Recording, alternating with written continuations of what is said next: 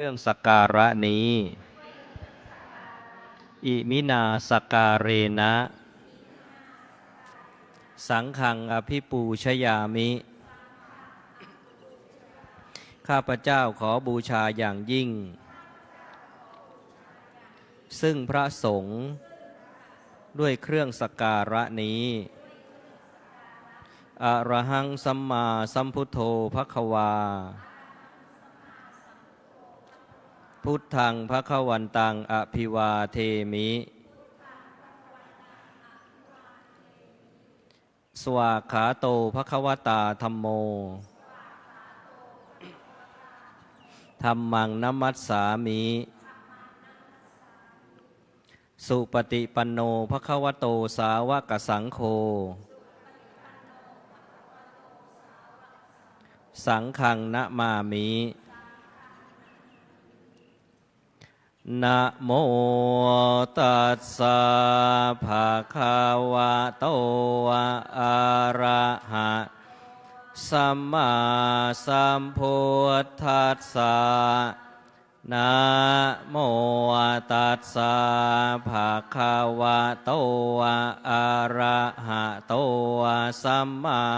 สัมพุทธัสสะนะโมตัสสะภะคะวะโตอะระหะโตสัมพุทธัสสะโยโสตถา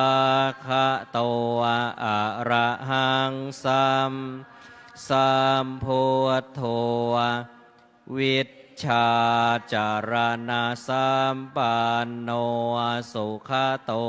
โลกวิทูอนุตตโรปุริสธรรมสา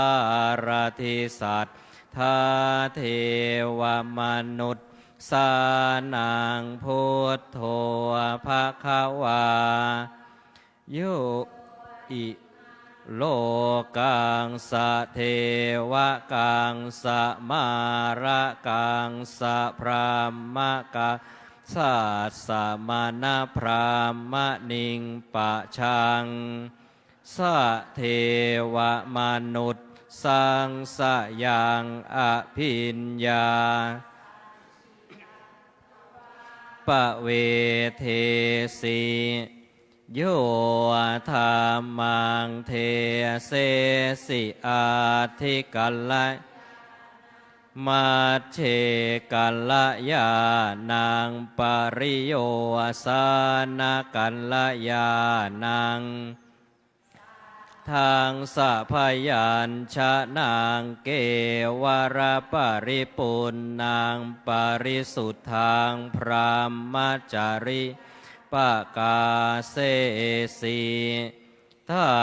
มหังภาควันตังอภิปูชยามิทามหังภาควันตังศิระนะมามิโยโส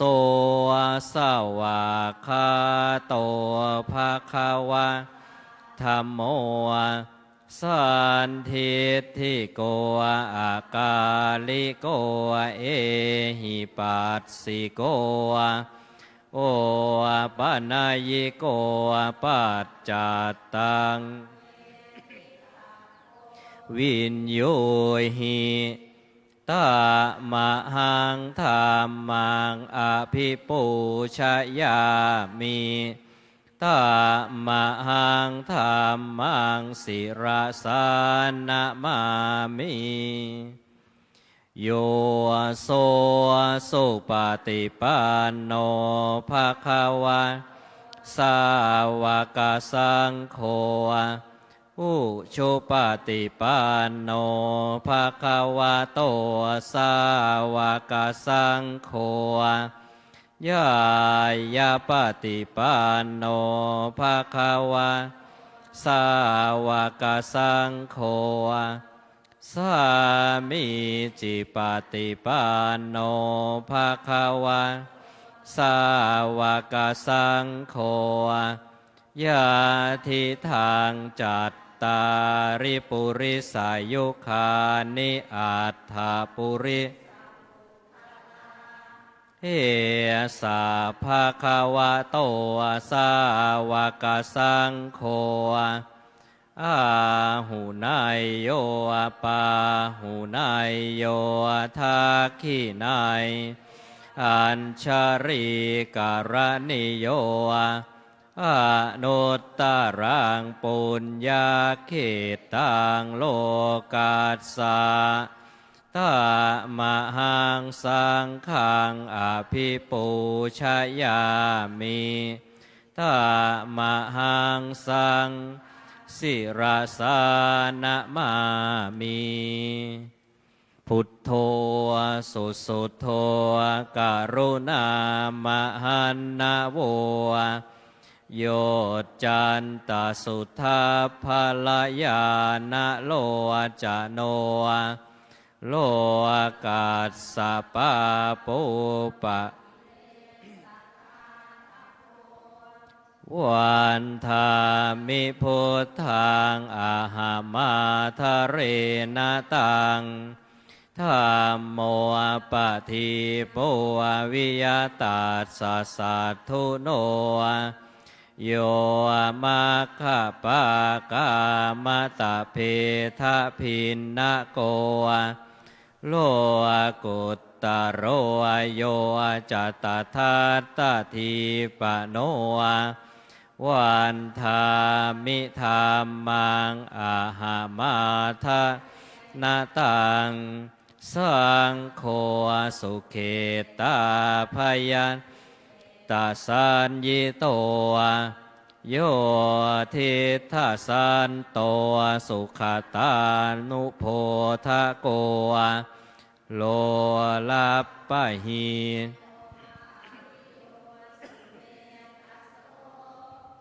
วันธามิสังขังอาหามาทะเรนะตังอิเจวะเมกันตาภิปูชนายกัง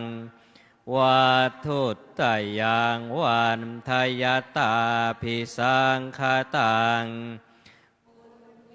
มายายังมัมมาสาภุปัฏฐวามาโหนตุเวตัสสะปะภาวะสิทธิยาอิทาตถาคโตโลเกอุปันโนอะระหัง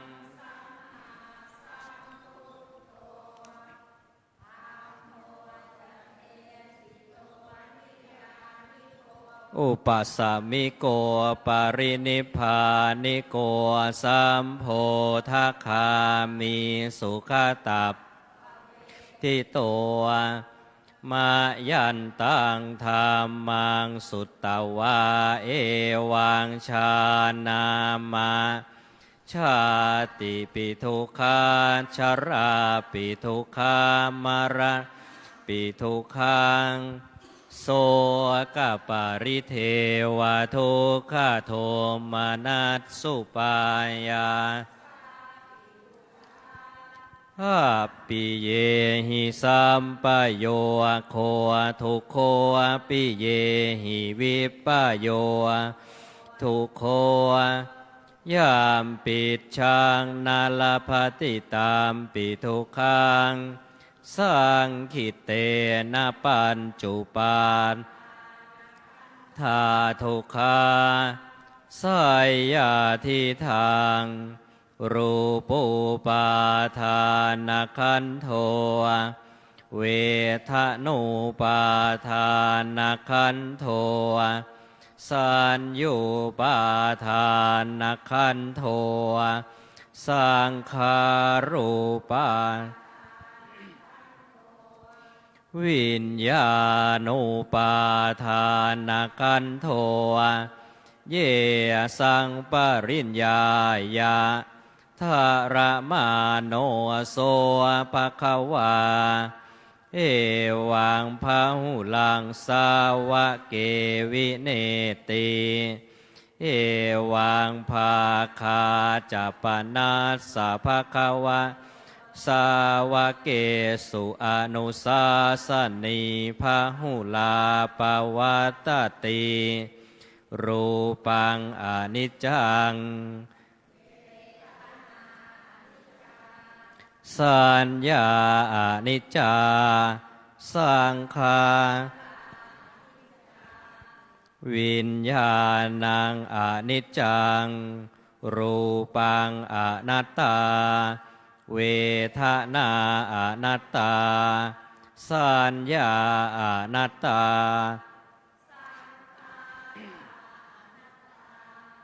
วิญญาณังอนัตตาสัพเพสังขาราอนิจจาสัพเพธัมมาอนัตตาติเตมะยังโอตินนามหชาติยามระเนนะโสเกหิปริเทเวหิทุเคหิโทมเสหิอุปายาเสหิทุกขตินนาทุกขปาเรตาอัปเปวะนามิมาสเกวะลาสะทุกขักทัสสะอันตกิริยาปัญญาเยธาติจิราปรินิพุตามปิตังภาคาวันสารนังคตาธรรมันจาภิกขุสังขันจาตัสสะภะคะวะโตสาสนังยะถาสติยะถาภาลังมานาสิกโรมาอนุปติปัชฌามาสาสาโนปฏิปัตติอิมาสเกวะลัสสะทุกขักอันตกิริยายาสังวัตตโตวันธามิเจติยังสัพพัทธาเนสุปฏิทิตังสารีริกธาตุมหาพุทธรูปังสักกลังสัทธาอัจฉโพนโตสุกะปัคคัสสะอัตถมีทิวะโสเอวะรูปโปโคโพนโตทิวะโสพุทเทนะภควตาปัญญัตตัสสะธรรมัสสวนัสสเจวะตถาทายะอุปาสกะอุปาสิกานังอุโปสถกัมมัสสะจักกาโลโหติอีหันธรรมยังโพนโตสัพเพอิทะสมาคตาอาตัสสะภะคะวะโตธัมมานุธัมมะปฏิปัตติยาปูชนาทายะอิมันจารติงอิมันจะทิวสังอัตถังคะสมนาคตังอุโปสทังอุปาวสิสามาติกาลปริเชทังกัตวะอาตังเวรมณิงอารมณังกริตวะอาอวิคิตาจิตตาหุตวาสกัจจังอุโปสทังคานิสมาธิยายามะอีทิสังหิอุโปสถกาลังสัมปตานังอัมหากังชีวิตังมานิรัตกังโหตุท่านผู้เจริญทั้งหลายข้าพระเจ้าขอประกาศเริ่มเรื่องความที่จะได้สมาทานอุโบสถศีลตามกาลสมัยพร้อมด้วยองค์8ประการให้ท่านสาธุชนอุบาสกอุบาสิกาทั้งหลายได้ทราบในเบื้องต้นก่อนแต่จะสมาทานณบัดนี้ด้วยวันนี้เป็นวันอัฏฐมีดิถีที่ขึ้น8ค่ำเดือน2แห่งสุกปักมาถึงแล้วก็แลวันเช่นนี้ท่านสาธุชนอุบาสกอุบาสิกาทั้งหลายจะได้ฟังธรรมและสมาทานอุโบสถศีลอันประกอบด้วยองค์8ประการที่พระพุทธเจ้าทรงประทานบัญญัติไว้เพื่อประโยชน์แก่การฟังธรรมนั้นบัดนี้ขอกุศลอันยิ่งใหญ่จงเกิดมีแก่เราท่านทั้งหลายที่ได้มาประชุมพร้อมกันณสถานที่นี้พึงมีจิตยินดีที่จะสมาทานองค์อุโบสถ8ประการ มีการงดเว้นจากการฆ่าสัตว์เป็นต้นตลอดวันหนึ่งคืนหนึ่งณเวลาวันนี้พึงทำความงดเว้นจากโทษนั้นๆให้เป็นอารมณ์อย่าได้มีจิตฟุ้งซ่านส่งไปในที่อื่นพึงสมาทานองค์อุโบสถ8ประการเหล่านี้ด้วยความเคารพเถิดเพื่อบูชาพระผู้มีพระภาคอรหันตสัมมาสัมพุทธเจ้าพระองค์นั้นด้วยธรรมานุธรรมปฏิบัติตามกำลังของเราท่านทั้งหลายซึ่งเป็นคฤหัสถ์ด้วยว่าเราทั้งหลายได้ดำรงชีวิตมาจนถึงวันอุโบสถเช่นนี้แล้วนับว่าเป็นบุญญาราศีกุศลอันยิ่งใหญ่อย่าได้ปล่อยเวลาให้ล่วงเลยไปโดยเปล่าปราศจากประโยชน์เอ่ยอันทานศีลภาวนาอย่าเลยละ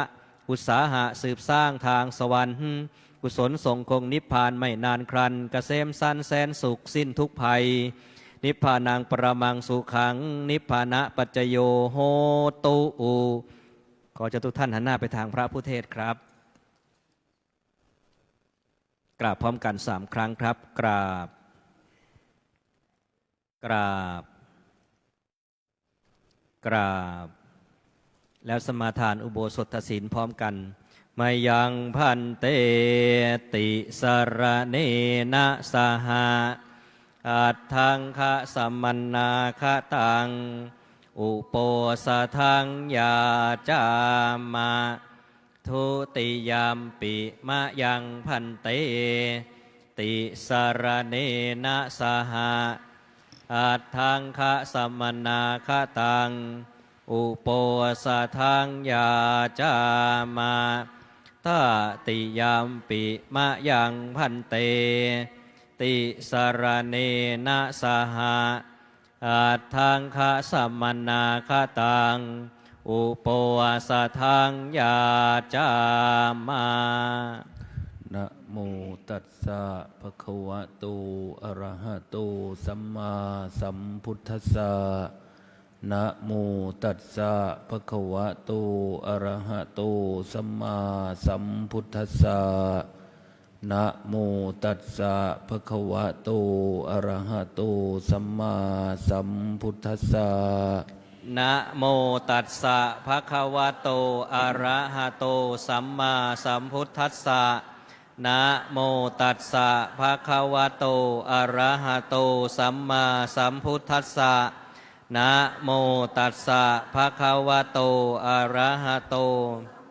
สัมพุทธัสสะพุทธังสรณังคัจฉามิพุทธังสรณังคัจฉามิข้าพเจ้าถึงซึ่งพระพุทธเจ้าข้าพเจ้าถึงซึ่งพระพุทธเจ้าเป็นที่พึ่งเป็นที่ระลึกเป็นที่พึ่งเป็นที่ระลึกธัมมังสรณังคัจฉามิธัมมังสรณังคัจฉามิข้าพเจ้าถึงซึ่งพระธรรมข้าพเจ้าถึงซึ่งพระธรรมเป็นที่พึ่งเป็นที่ระลึกเป็นที่พึ่งเป็นที่ระลึกสังฆังสรณังคัจฉามิสังฆังสรณังคัจฉามิข้าพเจ้าถึงซึ่งพระสงฆ์ข้าพเจ้าถึงซึ่งพระสงฆ์เป็นที่พึ่งเป็นที่ระลึกเป็นที่พึ่งเป็นที่ระลึกติยัมปิพุทธังสรณังคัจฉามิทุติยัมปิพุทธังสรณังคัจฉามิข้าพเจ้าถึงซึ่งพระพุทธเจ้าข้าพเจ้า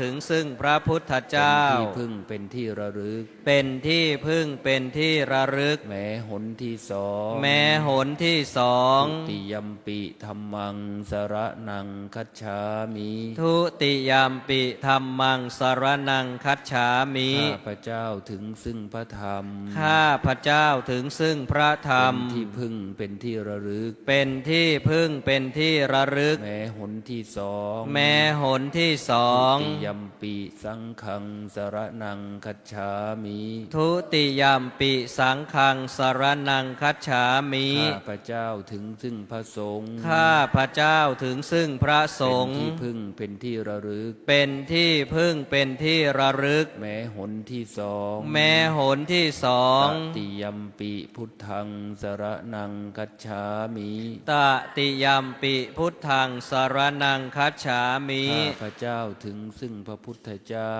ข้าพระเจ้าถึงซึ่งพระพุทธเจ้า เป็นที่พึ่งเป็นที่ระลึก เป็นที่พึ่งเป็นที่ระลึก แม้หนที่สาม แม้หนที่สา ต ม ติยัมปิธัมมังสรณังคัจฉามิ ตติยัมปิธัมมังสรณังคัจฉามิ ข้าพระเจ้าถึงพระธรรม ข้าพระเจ้าถึงซึ่งพระธรรม เป็นที่พึ่งเป็นที่ระลึก เป็นที่พึ่งเป็นที่ระลึก แม้หนที่สาม แม้หนที่สาม ตติยัมปิสังฆังสรณังคัจฉามิ ตติยัมปิสังฆังสรณังคัจฉามิ ข้าพระเจ้าถึงซึ่งพระสงฆ์ ข้าพระเจ้าถึงซึ่งพระส เป็น งฆ์ ที่พึ่งเป็นที่ระลึก เป็นที่พึ่งเป็นที่ระลึก แม้หนที่สาม แม้หนที่สาม ติสรณะขมนังนิธิตัง อามะพันเต ปานาติปาตา เวรมณีสิกขาปะทังสมาธิยามิ ปานาติปาตา เวระมณีสิกขาปะทังสมาธิยามิ ข้าพระเจ้าสมาทานสิกขาบท ข้าพระเจ้าสมาทานสิกขาบท คือเว้นจากการทำสัตว์ที่มีชีวิตให้ตกล่วงไป คือเว้นจากการทำสัตว์ที่มีชีวิตให้ตกล่วงไป ด้วยกายหรือวาจา ด้วยกายหรือวาจา ทินนาทานา เวรมณีสิกขาปะทังสมาธิยามิ อทินนาทานา เวระมณีสิกขาปะทังสมาธิยามิ ข้าพระเจ้าสมาทานสิกขาบท ข้าพระเจ้าสมาทานสิกขาบท คือเว้นจากถือเอาพัสดุ คือเว้นจากถือเอาพัสดุ อันบุคคลอื่นห่วงห้าม อันบุคคลอื่นห่วงห้าม อพรหมจริยา เวรมณีสิกขาปะทังสมาธิยามิ อพรหมจริยา เวระมณีสิกขาปะทังสมาธิยามิ ข้าพระเจ้าสมาทานสิกขาบท ข้าพระเจ้าสมาทานสิกขาบท คือเว้นจากการประพฤติผิด คือเว้นจากการประพฤติผิด มิใช่กิจพรหมจรรย์ มิใช่กิจพรหมจรรย์ มุสาวาทา เวรมณีสิกขาปะทังสมาธิยามิ มุสาวาทา เวระมณีสิกขาปะทังสมาธิยามิ ข้าพระเจ้าสมาทานสิกขาบท ข้าพระเจ้าสมาทานสิกขาบท คือเว้นจากวาจาที่กล่าวเท็จไม่จริง คือเว้นจากวาจาที่กล่าวเท็จไม่จริง ล่อลวงผู้อื่น ล่อลวงผู้อื่น สุราเมรยมัชฌปมาทฐานา เวรมณีสิกขาปะทังสมาธิยามิ สุราเมรยมัชฌะปมาทฐานา เวระมณีสิกขาปะทังสมาธิยามิ ข้าพระเจ้าสมาทานสิกขาบท ข้าพระเจ้าสมาทานสิกขาบท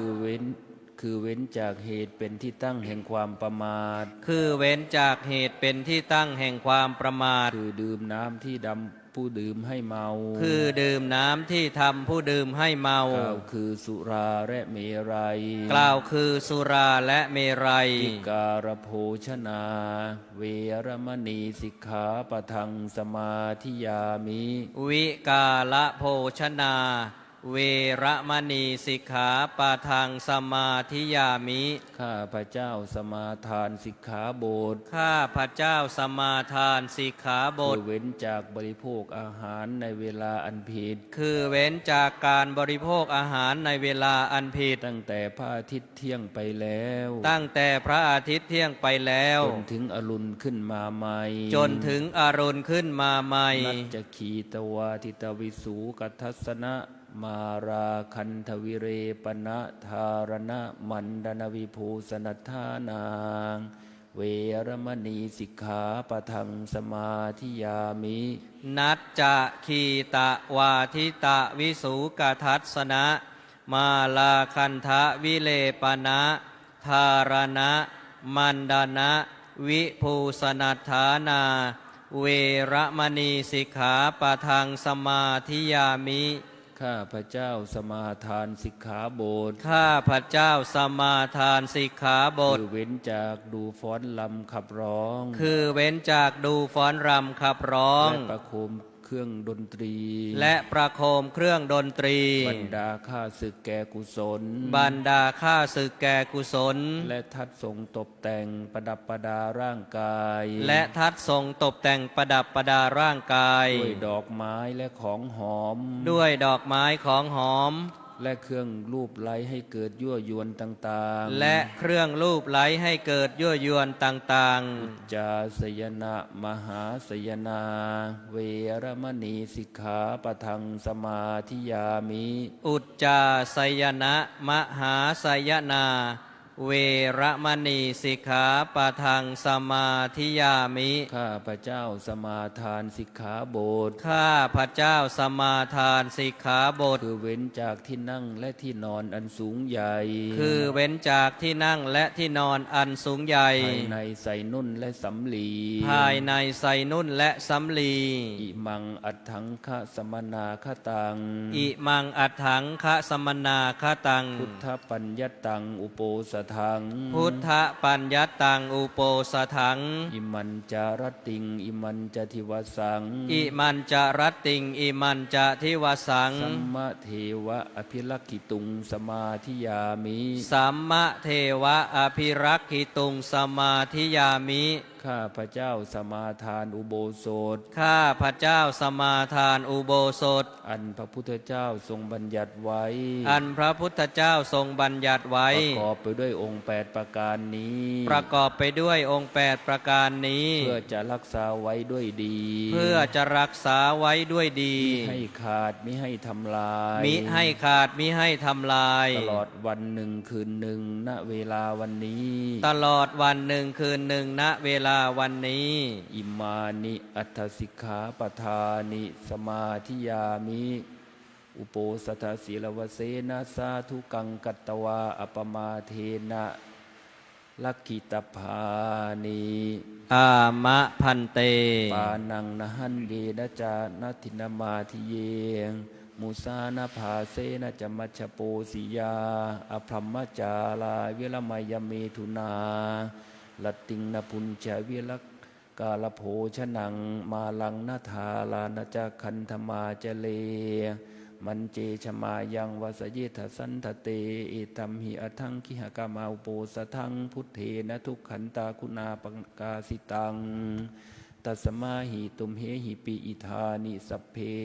ยะธาสมาธินามิมังอุโปสทังเอกัมปิอัคขังอวีติกมิตตวาสัทธาสทารคตาอัปปมัตตังสีเรนะสุขติงยันติสีเรนะโภคสัมปทาสีเรนะนิพุติงยันติตัสสมาสีรังวิโสทะเย พลัมมาอาจาโลกาทิปติสหัมปติกาตอัญชาลีอันทิวรังอายาจถาสันติทะสันตาภาราชาคะชาติกาเทเสตุธรรมังอนุกรรมปิมังปะชังจาตุทะสีปันนาราสียาอาจะปักขัดสะอัตถามิกาลาพุทเทนะปัญญาอัตตาสัทธรรมัตสวนาตสิเมอัตถมีโคอายันทานิสัมปัตตาอภิลักขิตาเทนายังปาริสาธามาอัง โสตุงอิทาสมาอาคาตาอาสาธุไอโยภิกขุสังโฆกะโรตุธรรมเทสนังอายัญจะอาปาริสาสะภาอาอัตถิกัตตวาสุนาตุตาอังอานิตัสสะภะคะวะโตอะระหะโตสัมมาสัมพุทธัสสะปรินิพพานโตปัฏฐายะอัฏฐชัตถยุตตระปัญจสตาธิกานิทเวสังวัชรสหัสสานิอติกันตานิปัจจุปันนการวเสนะมิขะศิลามาสัสสะสัตตมังทินังวรวเสนะปนะโสรวาโรโหติเอวังตัสสะภะคะวะโตปรินิพพานาสาสนยุการะคณนาสัลลเคตพาติอีสุภมัสสดุพระพุทธศาสนายุการจำเดิมแต่ปรินิพพานในองค์สมเด็จพระบรมศาสดาจารย์สัมมาสัมพุทธเจ้าของเรานั้นบัดนี้ล่วงแล้วได้ 2,568 พรรษาปัจจุบันสมัยธันวาคมมาสสุรทินที่27สุรวานพระพุทธศาสนายุการจำเดิมแต่ปรินิพพานในองค์สมเด็จพระสัมมาสัมพุทธเจ้านั้นมีในอันพุทธศาสนิกชนจะพึงกำหนดนับได้ด้วยประการฉนี้นะโมตัสสะภะคะวะโตอะระหะโตสัมมาสัมพุทธัสสะนะโมตัสสะภะคะวะโตอะระหะโตสัมมาสัมพุทธัสสะนะโมตัสสะภะคะวะโตอะระหะโตสัมมาสัม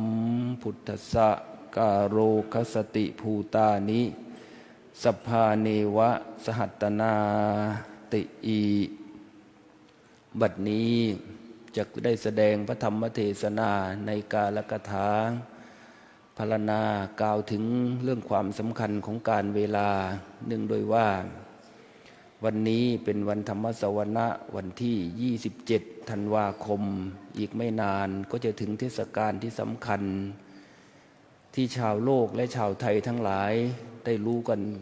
ทราบถึงกันว่าคือวันขึ้นปีใหม่ของสากล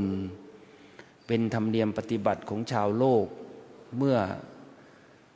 ถึงใกล้วันที่จะเปลี่ยนศักราชใหม่โดยคาดหวังไว้ว่าปีใหม่นั้นจะเป็นปีที่มีแต่ความสุขสดใสมีความเจริญเข้ามาสู่ในชีวิตเป็นความคาดหวังที่จะเกิดขึ้นในอนาคตนั่นคือเป็นเรื่องของอนาคตแต่สำหรับในทางพระพุทธศาสนานั้นองค์สมเด็จพระบรมศาสดาสัมมาสัมพุทธเจ้านั้นพระองค์ทรงตรัสให้ทราบเห็นถึงความไม่แน่นอนไม่มีอะไรแน่นอนเท่ากับความที่ไม่แน่นอนปีใหม่แม้ว่าจะอีกมาถึงอีกไม่กี่วันเราท่านทั้งหลายควรจะใช้ชีวิตอยู่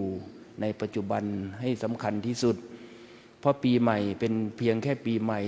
ตามสมมุติโลกที่บัญญัติขึ้นว่าคือปีใหม่แต่โดยความเป็นจริงเรานั้นเราก็ควรที่จะต้องใช้ชีวิตให้อยู่กับปัจจุบันมีจิตอยู่กับปัจจุบันดังนั้นในโอกาสที่ปีใหม่จะมาถึงซึ่งเราทั้งหลายได้ประพฤติปฏิบัติกันมาทุกปีโดยเฉพาะชาวโลกในสังคมได้ถือกันว่าปีใหม่นั้นเป็นปีที่จะเพิ่มความสุขให้แก่ตนเองอย่างเช่นปีที่ผ่านมาก็เช่นเดียวกันได้มีธรรมเนียมปฏิบัติเฉลิมฉลองเลี้ยงส่งอะไรต่างๆตามที่เราทั้งหลายได้เคยปฏิบัติได้ทราบกันยิ่งไปกว่านั้นในบางพื้นที่ในบางแห่งในบางชุมชนจัดเป็นเทศกาลยิ่งใหญ่เทศกาลสำคัญให้คนทั้งหลายได้เข้าร่วมพิธีกรรมโดยหวังว่าจะมีความสุขความเจริญแต่สิ่งต่างๆนั้นดังที่กล่าวไว้แล้วนั้นไม่มีอะไรแน่นอนไม่มีอะไรที่คาดหวังว่าจะเกิดขึ้นตามที่หวังได้ดังนั้นก่อนที่จะเข้าสู่ปีใหม่อย่างที่เราคาดหวังอาตมาจะได้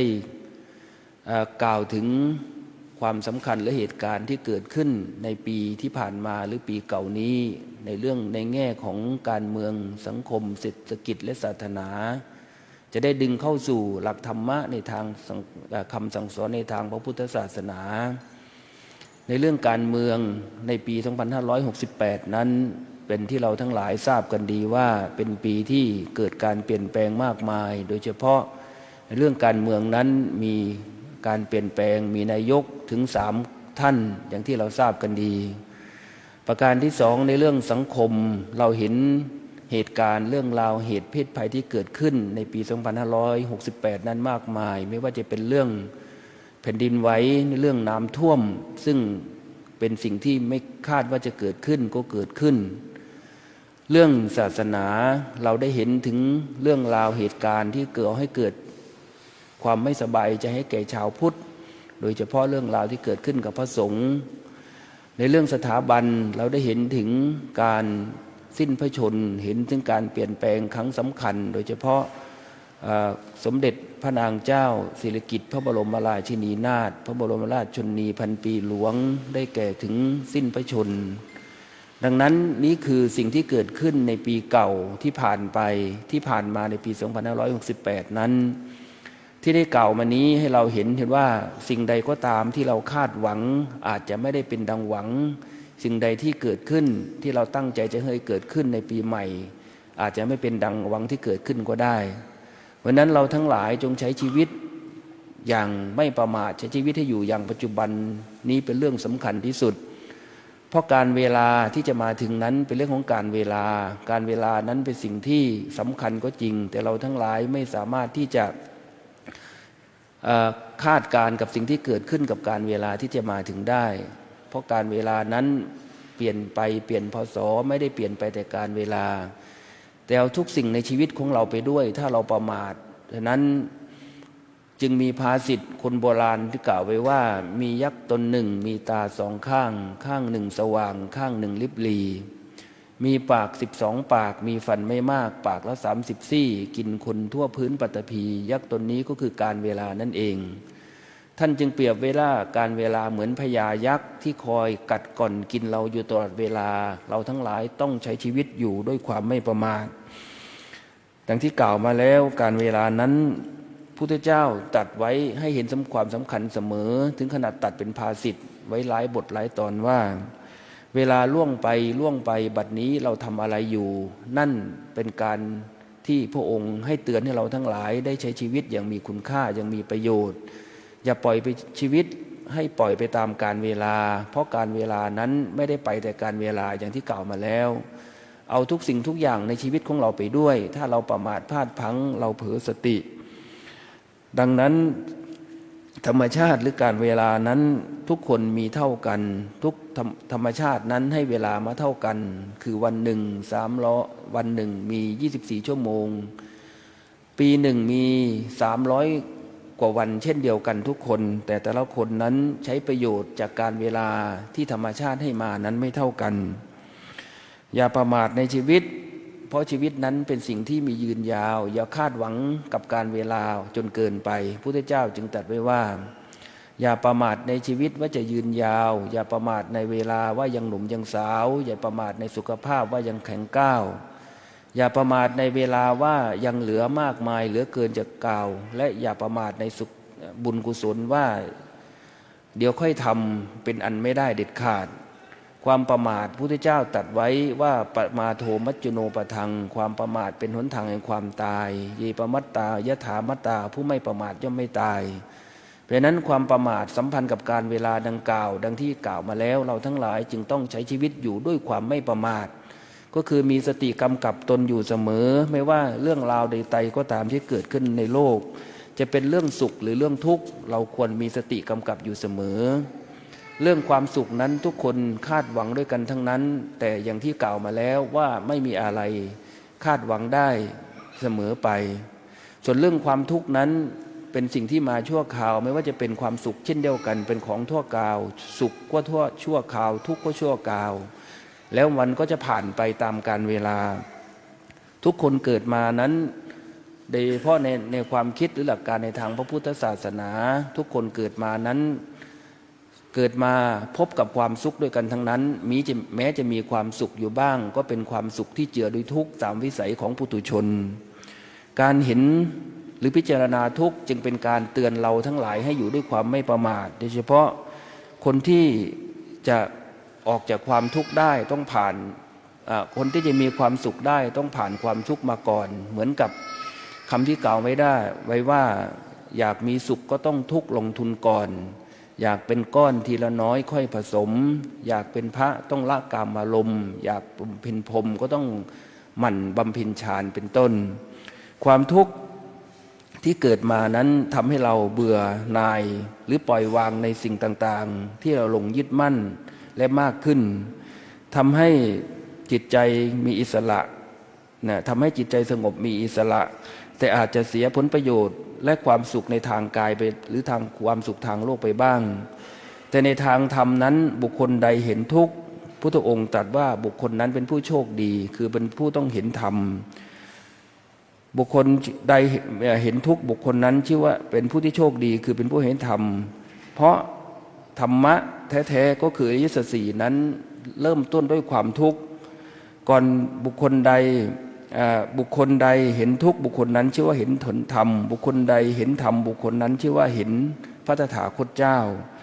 ทางด้านจิตใจนั้นเส้นทางนี้จะเริ่มต้นด้วยความทุกข์ก่อนเสมอเพื่อที่จะได้ไปสู่ความพ้นทุกข์หากเราไม่รู้ว่าทุกข์เราจะไม่รู้ถึงความเบื่อหน่ายและจะไม่มีใจที่จะออกจากทุกข์เส้นทางนี้อย่าหยุดเดินและต้องอดทนให้มากต่อทุกข์ต่างๆที่เกิดขึ้นในชีวิตแม้ว่าจะทุกข์มากแค่ไหนก็ต้องพยายามอดทนให้ได้ด้วยการใช้ขันติใช้เมตตาใช้การให้อภัยแล้วใจเราก็จะหมดทุกข์อภัยให้ได้ทำใจให้ได้พยายามทำใจให้ชนะกิเลสโดยเฉพาะกิเลสฝ่ายความโลภความโกรธความหลงหรือความหลงยึดมั่นถือมั่นในตัวตนความทุกข์บางอย่างเราหนีไม่พ้นเช่นความทุกข์ที่เกิดจากความแก่ความเจ็บหรือความตายแต่เราต้องเรียนรู้อยู่กับมันให้เป็นอยู่กับมันให้ได้ใจเราก็จะไม่ทุกข์พุทธองค์ตรัสว่าโลกนี้มีความทุกข์ผู้ใดพยายามหนีทุกข์ผู้นั้นยิ่งจะเพิ่มความทุกข์ผู้ใดเรียนรู้ทุกข์ผู้นั้นจะพบทางออกของทุกข์และจะพ้นความทุกข์ได้ในที่สุดชีวิตไม่ห้ามความทุกข์ชีวิตไม่ห้ามความสุขชีวิตไม่ห้ามความคิดชีวิตไม่ห้ามความรู้สึกแต่ชีวิตห้ามขาดสติทุกข์ได้สุขได้คิดได้รู้สึกได้แต่ทุกอย่างต้องมีสติกำกับเสมอฉะนั้นเนื่องในโอกาสแห่งการเวลาที่จะมาถึงเราทั้งหลายจงมีสติในการใช้ชีวิตอย่าประมาทอย่างที่กล่าวมาแล้วเพราะความประมาทเป็นหนทางแห่งความตายคำว่าตายในที่นี้ไม่ได้หมายถึงการเสียชีวิตเท่านั้นแต่ไม่ถึงการพลาดจากประโยชน์ที่ควรจะได้ประโยชน์ที่ควรจะได้ก็ไม่ได้ประโยชน์ที่ไม่ควรจะเสียก็เสียถ้าประมาทแต่ถ้ามีสติกำกับตนอยู่เสมอไม่ประมาทประโยชน์ที่น่าจะเสียก็ไม่เสียประโยชน์ที่ไม่น่าจะได้ก็ได้ดังนั้นพุทธองค์จึงตรัสเป็นปัจฉิมโอวาทอย่างที่กล่าวแล้วว่าอย่าประมาทเนี่ยภิกษุทั้งหลายเราขอเตือนท่านทั้งหลายว่าสังขารทั้งหลายอันประกอบด้วยธาตุสี่ขันธ์ห้านั้นเป็นของไม่เที่ยงมีการเกิดขึ้นตั้งอยู่และดับไปท่านทั้งหลายจงยังความไม่ประมาทนี้ถึงพร้อมเถิดเราทั้งหลายจึงต้องใช้ชีวิตอยู่ด้วยความไม่ประมาทอย่างที่กล่าวมาแล้วในวันนี้ญาติโยมทั้งหลายโดยเฉพาะอุบาสกอุบาสิกาชาววัดพระชิตุพนได้มาประพฤติตนรักษาศีลอุโบสถเป็นประจำหรือบางคนบางท่านได้ปฏิบัติตนเป็นอุบาสกอุบาสิกาที่ดีด้วยการมาประพฤติวัดปฏิบัติธรรมตลอดเวลาในกิจกรรมของวัด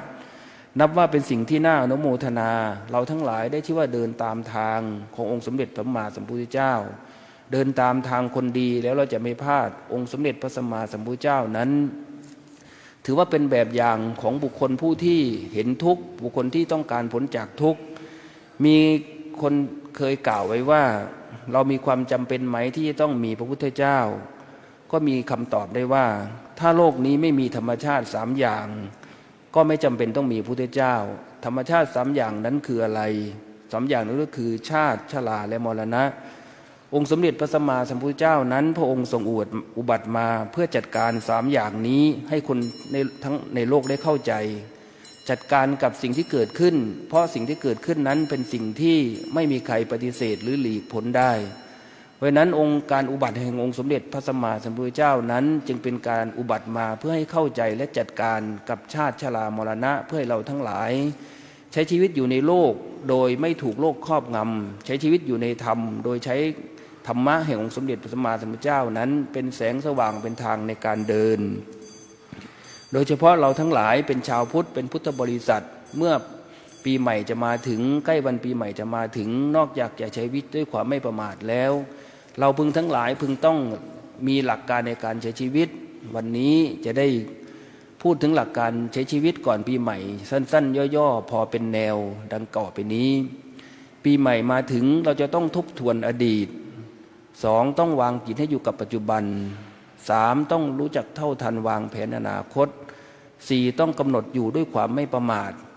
ทบทวนอดีตวางจิตอยู่กับปัจจุบันรู้เท่าทันวางแผนอนาคตและต้องกำหนดอยู่ด้วยความไม่ประมาทอย่างที่กล่าวมาแล้วทำไมเราจึงต้องทบทวนอดีตอดีตนั้นเป็นสิ่งที่ผ่านมาแล้วเรากลับไปแก้ไขไม่ได้ไม่มีใครกลับไปแก้ไขอดีตได้แต่ต้องทำอดีตนั้นให้เป็นบทเรียนถ้าเป็นในสิ่งที่ไม่ดีแต่ถ้าเป็นอดีตที่ดีเราต้องเพิ่มเติมเสริมแต่งให้ไม่พัฒนาดีขึ้นให้มันดีงามยิ่งขึ้นไม่ว่าเป็นการพัฒนาทางด้านจิตใจฝึกฝนฝึกตนให้อยู่แนบแน่นกับบุญกุศลคุณงามความดีพัฒนาจิตให้ยกจิตให้ยิ่งขึ้นแม้จะมีปัญหาต่างๆต้องหาวิธีการแก้ด้วยใช้สติอย่างที่กล่าวมาแล้วในอดีตที่เป็นสิ่งที่ดีส่วนอดีตที่สิ่งที่ไม่ดีนั้นเราจะต้องทิ้งไปไม่มีประโยชน์ที่จะเอาสิ่งที่ไม่ดีนั้นมาเป็นหนามหรือมาเป็นสนิมใจเป็นปัญหาของใจแต่ใช้อดีตนั้นให้เป็นบทเรียนว่าเราจะไม่กลับไปเป็นแบบนั้นอีกในปีใหม่ที่จะมาถึงประการที่2วางจิตให้เกิดอยู่กับปัจจุบันเพราะชีวิตของคนเรานั้นอยู่กับปัจจุบันไม่ได้อยู่กับอดีตและก็ไม่ได้อยู่กับอนาคตปัจจุบันนั้นเป็นเรื่องสำคัญชีวิตจริงๆนั้นอยู่กับปัจจุบันดังที่กล่าวไว้ว่าชีวิตของคนเรานั้นมีอยู่3วันเมื่อวานถูกใช้ไปแล้วและกลับไปใช้ใหม่ไม่ได้ปัจจุบันยังพรุ่งนี้ยังไม่มาถึงและไม่แน่ว่าจะมาถึงหรือไม่ส่วนปัจจุบันเรายังมีชีวิตอยู่ต้องจงใช้ปัจจุบันนี้ให้มันดีที่สุดด้วยการมีสติพูดดีทำดีคิดดีไปสู่สถานที่ที่ดีและคบคนดีนี้เป็นเรื่องสำคัญประการที่3ดูเท่าทันวางแผนอนาคตแม้ว่าอนาคตจะเป็นสิ่งที่ไม่แน่นอนไม่แน่ว่าจะเกิดขึ้นหรือไม่เกิดขึ้นก็ตามแต่เราทั้งหลายต้องฝึกตนพัฒนาตนเพิ่มตนเพื่อวางแผนเป็นแนวไว้ว่าหากอนาคตจะเกิดขึ้นเราจะต้องปฏิบัติตนอย่างไรเพื่อไม่ให้พลาดเพื่อไม่ให้ประมาทเหมือนเราวางแผนในการเดินทางแม้ว่ามันไม่แน่ว่าจะได้เดินทางแต่ต้องวางแผนไว้ว่าเราจะเดินทางแบบไหนเดินทางอย่างไรเพราะเดินทางแนวทางของชีวิตกับเดินทางของชีวิตนั้นเป็นสิ่งที่ยืนยาวอายุของเรานั้นไปเรื่อยๆอย่างที่กล่าวมาแล้วการเวลาก็ไม่เคยคอยข้าวใครไม่เคยคอยท่าใครผู้ใดมีสติกำกับตนพัฒนาตนอยู่เสมอผู้นั้นได้ชื่อว่าสร้างเหตุบุญกุศลที่เป็นความดีให้แก่ตนและพัฒนาตนเองเพื่อจะก้าวตนเองข้ามพ้นผ่านไปในทางที่ดีและจะเป็นผู้ที่มีชีวิตที่ดีในปีใหม่ที่กำลังจะมาถึงทุกวันเพราะทุกๆวันทุกๆวันคือชีวิตเหมือนกับหนังสือหรือบทเรียนที่เราจะต้องพบเจอทุกๆวันคือหน้าใหม่ทุกๆเดือนคือบทใหม่สุขทุกอย่างเปิดเจอเราเปิดผ่านมันมาแล้วเรื่องราวดีๆให้เก็บไว้เป็นความทรงจำที่ดีส่วนเรื่องที่ไม่ดีที่แย่ๆที่ผ่านไปกับบทเรียนให้มันผ่านไปกับบทเรียนปีหน้าเปิดหนังสือเล่มใหม่ไม่ว่าจะเจออะไรคือต้องเรียนรู้สู้ต่อและมันจะผ่านไปเหมือนทุกครั้งที่เราผ่านมาแล้วดังที่กล่าวไว้แล้วบทเรียนนั้นเป็นบทเรื่องสำคัญหากเป็นบทที่ดีเราก็จำเอามาพัฒนาตนเองหากเป็นบทที่ไม่ดีก็ไม่จำเป็นจะต้องเอามาใช้เพราะชีวิตนั้นเปรียบเหมือน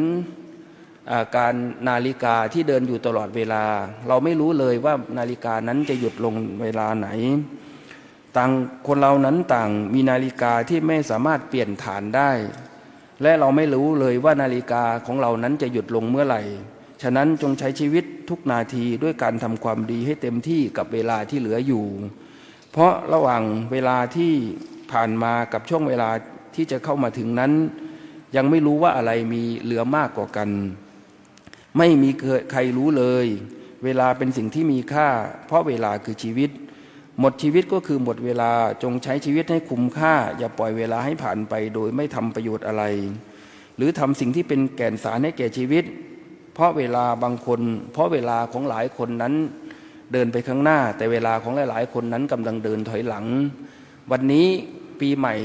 อีกไม่กี่วันจะถึงปีใหม่อย่างที่กล่าวมาแล้วอย่างที่บอกเราอย่า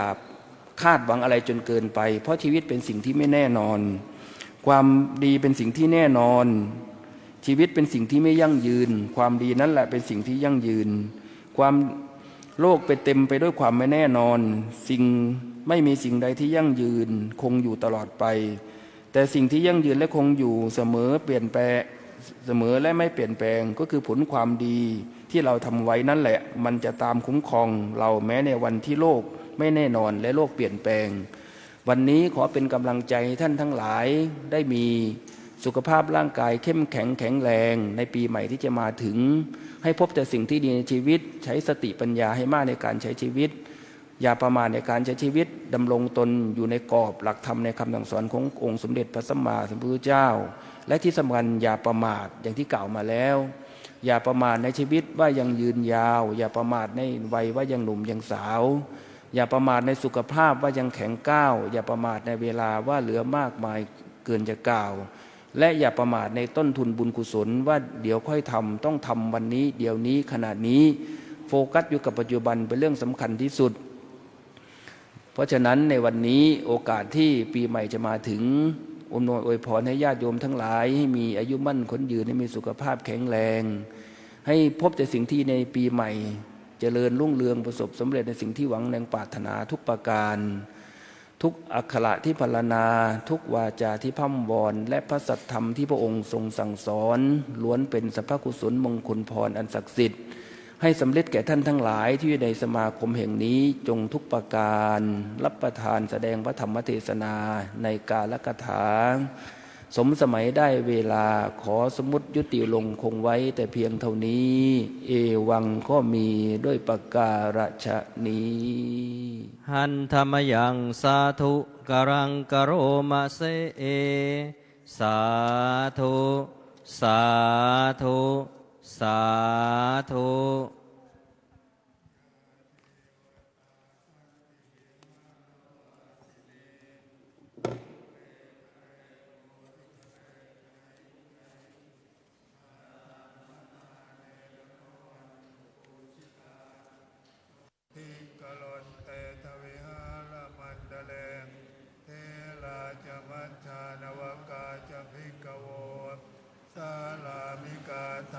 ปเตอุปาสกา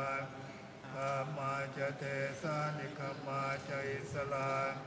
สัพพานาภูตาสุขิตาภวันตุเตชลาบุชาเยปิจารดสัมภวาสังเสทชาตาทโวปปาติกานิยานิกังธรรมวรังปฏิจจเตสัพเพปิทุกขาสกลนโดสังขยังธาตุจิลังสตังธรรมโมธรรมัตถลาจะปุคลาสังโฆโหตุสมัคโฆอัตถายะจาหิตายะจาอัมเพลังคตุสัตธัมโมสัพเพปิธัมมจาริโนพุทธิสัมปะปุณัยยามะธัมเมอริยปะเวทิเตอะหังพุทธันจะธัมมันจะสังขันจะสรณังคโตอุปาสกตังเทเสสิงภิกขุสังคัสสะสัมมุขาเอตังเมสรณังเขมังเอตังสรณมุตตมังเอตังสรณมาคัมมะสัพพทุกขาปมุจจเยยะถาพลังจรัยยาหังสัมมาสัมพุทธัสสะสนังทุกขนิสรณัสเสวะภาคีอัสสังอนาคเตกายเยนะวาจายวเจตสาวาพุทเทกุกัมมังปะกตังมยายังพุทโธปฏิคันหตุวัจจยันตัง กาลันตะเรสังวริตุงวะพุทเทกายเยนะวาจายวเจตสาวาธัมเมกุกัมมังปะกตังมะยายังธัมโมปฏิคันหตุวัจจยันตังกาลันตะเรสังวริตุงวะธัมเมกายเยนะวาจายวเจตสาวาสังเคกุกัมมังปะกตังมะยายังสังโฆปฏิคันหตุวัจจยันตังกาลันตะเรสังวริตุงวะสังเคหันทธานิมะยังพันเต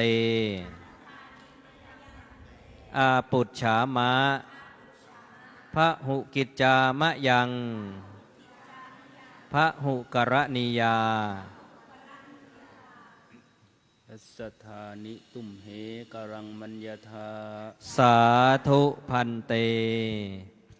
ที่จบลงไปนะครับเป็นพระธรรมเทศนาแสดงโดยพระเดชพระคุณท่านเจ้าคุณพระอุดรคณารักษ์พระราชาคณะประหลัดซ้ายในพระอัฐิสมเด็จพระมหาสมณเจ้ากรมพระปรมานุชิตชิโนรสนะครับวันนี้พระเดชพระคุณท่านเจ้าคุณอาจารย์นั้นได้เมตตาแสดงธรรมโปรดอุบาสกอุบาสิกาวันธรรมัสวนะนะครับวันพระวัดประเชตุพนลำดับถัดไปนะครับจะได้น้อมถวายทายธรรมเครื่องกันเทศเรียนเชิญอุบาสกอุบาสิกาทุกท่านอนุโมทนาบุญพร้อมกันครับสาธุสาธุสาธุอนุโมทามิลำดับถัดไปจะเป็นการถวายสังฆทานนะครับที่พระระเบียงพระโบสถนะครับด้านทิศตะวันออกกิจกรรม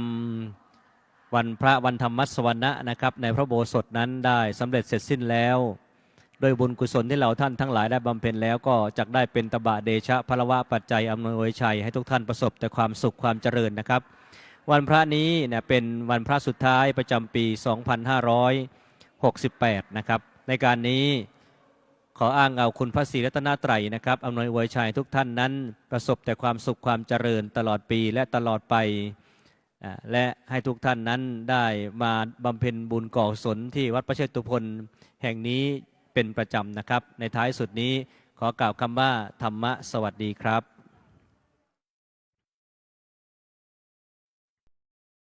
ขอเรียนเชิญอุบาสก